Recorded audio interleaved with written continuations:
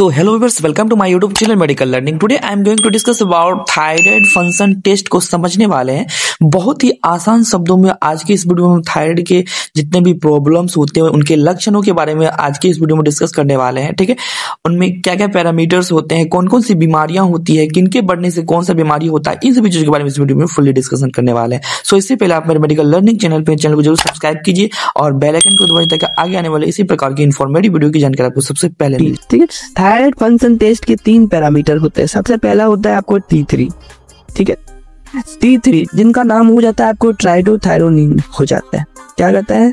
ट्राइडोथायरोनिन हो जाता है। ठीक है, ये पैरामीटर हो जाता है। नेक्स्ट होता है T4।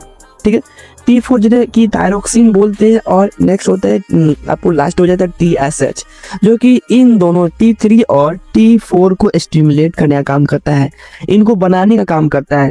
ठीक है, थायराइड स्टिमुलेटिंग हार्मोन जिसे बोलते हैं, स्टिमुलेट करने का काम करता है। T4 और T3 को यह स्टिमुलेट करने का काम करता है। चलिए इन तीनों के बारे में एक एक करके डिस्कस करते हैं। सबसे पहला होता है हमारा T3।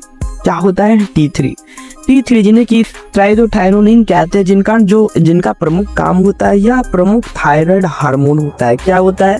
यह एक प्रकार का प्रमुख थायराइड हार्मोन होता है जो कि शरीर के मेटाबॉलिज्म को प्रभावित करता है। हमारे बॉडी की जो मेटाबॉलिज्म होते हैं उन पे यह सपोर्ट करता है, उनको सपोर्ट करने का काम करता है। अगर नॉर्मल वैल्यू की बात करें तो इसका जो 100 to 200 नैनोग्राम पर डेसीलीटर तक हो जाता है। ठीक है, अगर हमारे बॉडी में जो होता है T3 का लेवल हाई हो जाता है तो हाई T3 के कंडीशन में हमारे बॉडी में हाइपरथायरॉयडिज्म का संकेत हो सकता है।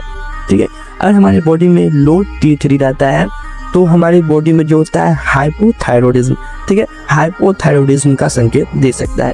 ठीक है, आप याद रखेंगे हाइपर का मतलब हो जाता है उच्च। ठीक है, हाइपर का मतलब उच्च हो जाता है। ठीक है, और हाइपो का मतलब हो जाता है लो।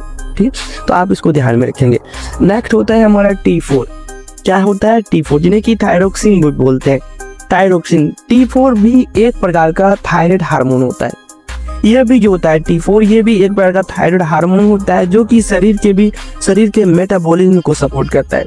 जिस प्रकार से T3 जो होता है हमारे बॉडी के मेटाबॉलिज्म को सपोर्ट करता है, उसी प्रकार जो होता है T4 भी हमारे बॉडी के मेटाबॉलिज्म को सपोर्ट करता है।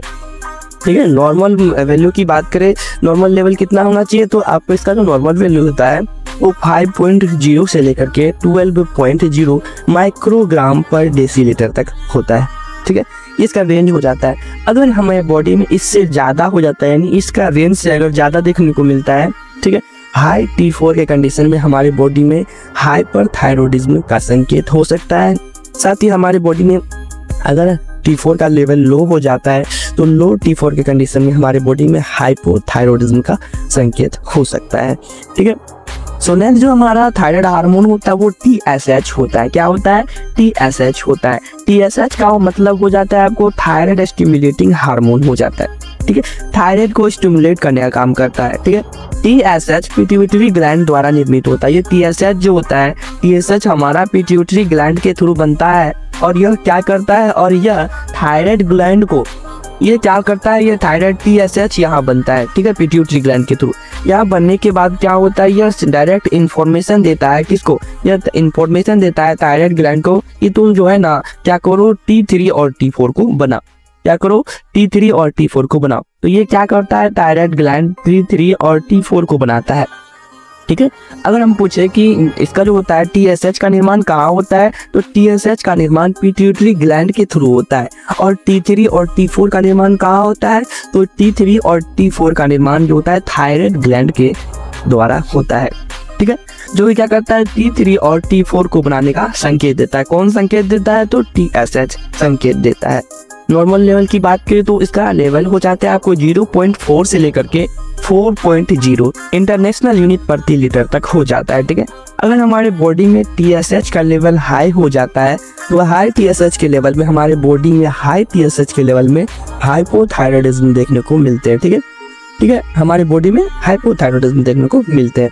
अगर हमारे बॉडी में TSH का लेवल लो हो जाता है तो हमारी बॉडी में हाइपरथायरॉयडिज्म देखने को मिलते हैं। ठीक है, चलिए एक क्वेश्चन पूछते हैं आप लोगों से कि जो हमारा क्वेश्चन है कि हमारे बॉडी में अगर T3 का लेवल हाई हो जाता है ठीक है।